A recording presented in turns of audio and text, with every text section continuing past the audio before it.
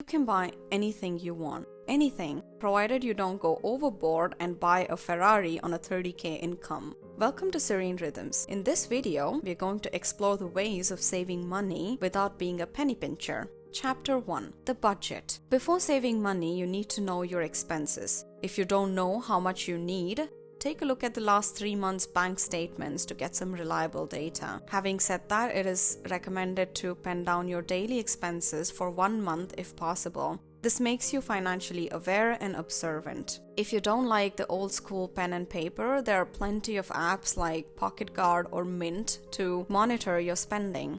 Chapter 2. The fund. Without having an emergency fund, you have to live paycheck to paycheck, and that can be exhausting. If you're not prepared for a rainy day, you may end up putting yourself in uncomfortable situations. So work towards saving at least 2 months of your expenses as an emergency fund. It is a good idea to have another account or a sub-account so that your brain doesn't associate that with the money you can spend.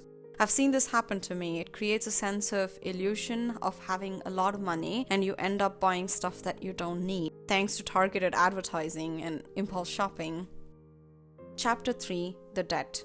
Once you've built the emergency fund, start paying off your debt. Try to avoid credit cards if you're bad with money. Put in a little extra if possible every month to get rid of the outstanding debt as soon as possible. Chapter 4. The payday. I do this to date, and it has helped me save a lot more than I thought I could. Let me illustrate this using an example. Let's say you get an after-tax salary of 4K and you need 2K for all the expenses without being frugal. Transfer 1.7K on the payday to a savings account. You can add 300 as a buffer to spend on vacation, shopping, hobbies, and other treat-yourself expenditures.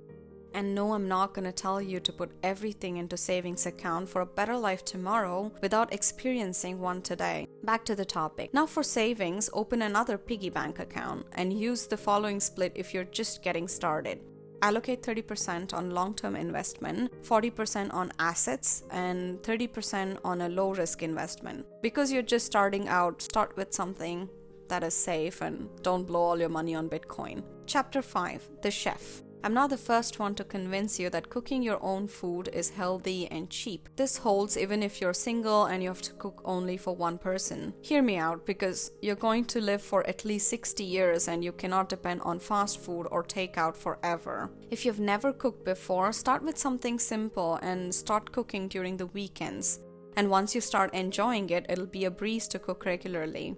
And make eating out a social activity so that you can soak in the beautiful ambience of the restaurant and have a good time with your family and friends. Chapter 6. The detective. Last but not least is finding the loophole that drains your money. When you're writing down your expenses, you will discover small, insignificant expenses that pile up. For example, I used to spend €4 on a coffee every day, so leading to $120 a month, and that adds up to €1,400 a year. To fix this, I bought a nice coffee machine and I drink better quality coffee for 1/4 the cost. So find your money draining loophole, and I'm sure you'll find ways to fix it. I hope that you found this video useful, and I wish you all the very best to move towards being financially strong and stress-free.